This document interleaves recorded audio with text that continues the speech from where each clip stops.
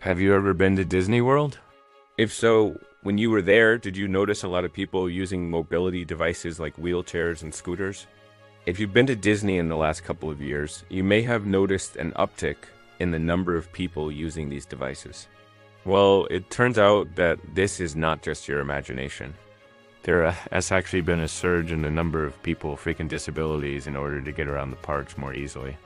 For those who are unaware, Disney World has a program where if you have a disability that makes it difficult for you to walk long distances or stand in line, for extended periods of time you can rent a wheelchair or a scooter from them for free. The only catch is that you need to get a disability pass. And many people are taking advantage of the system by obtaining a fake disability pass in order to get a free wheelchair or scooter. According to a recent report, Disney has become aware of the issue and they're now cracking down on those who are abusing the system. A new update to the Disability Access Program was recently announced, which includes stricter guidelines and more stringent enforcement measures. Beginning in January, guests will be required to provide additional documentation in order to qualify for a disability pass.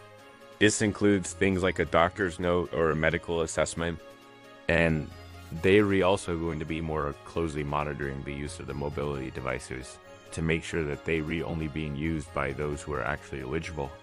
So what exactly is the problem with this, you might ask? After all, it's not like stealing a candy bar from the gift shop. Well, for one thing, it's just not right.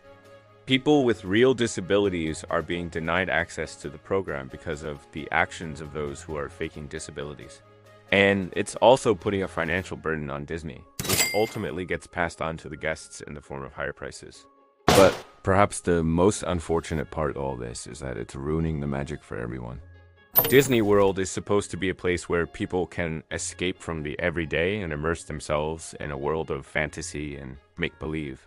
But when you see someone using a mobility device who isn't actually disabled, it kind of takes away from the experience for everyone else. So if you're planning a trip to Disney World, be prepared to show some ID if you want to rent a mobility device.